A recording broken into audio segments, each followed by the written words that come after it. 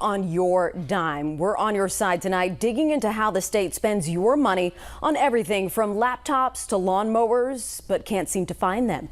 I dug into the state auditor's records to find thousands of items either lost or stolen that certainly add up. From year to year, the state auditor's list is long. Just over the past 5 years, Alabama state agencies reported 1,876 items either lost, stolen, or damaged, bought with your money.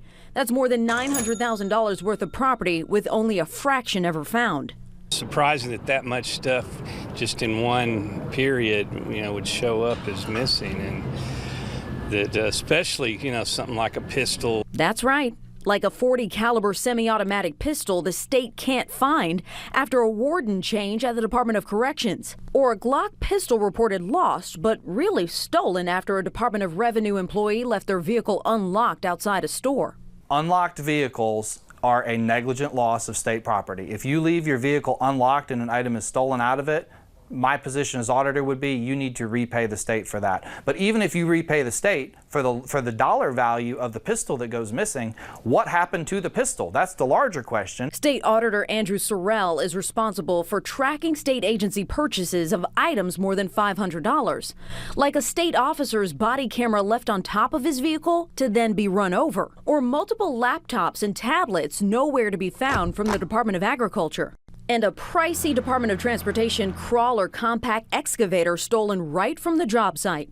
Even still, Sorrell says out of $1.3 billion worth of taxpayer property, the state of Alabama isn't doing so bad. Our losses are a fraction of 1% in a year. The last number I had was 0.16% was lost in fiscal year 2023, which is a very, very small fraction. When we're dealing with somebody else's money, we should be even more diligent than before. We need to account for every penny of taxpayer property. A lot of the times the losses are non-negligent. It was an accident, somebody broke something, so it got stolen, you couldn't control it. But other times there is clearly negligent loss of state property. We had a fellow unloading property at state surplus, and instead of, helping unload it off the truck with somebody, he didn't want to wait. He just took the property and threw it off the back of the truck, and he broke $20,000 worth of property. Sorrell says when possible, he does pursue negligent losses through garnishing an employee's wages or setting up a repayment plan. But there is one glaring issue that Sorrell says needs to be fixed on the front end before anything turns up missing. One thing I'm not sure is happening is that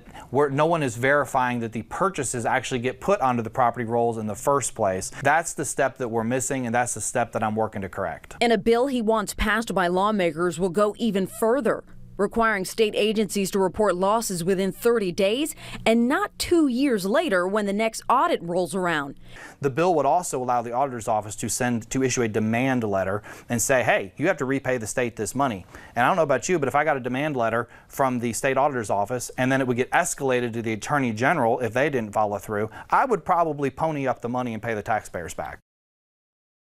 We'll continue to follow the legislative process to see if lawmakers give the auditor's office more teeth to repay you, the taxpayer. If you want to see those records for yourself, go to WAFF.com right now.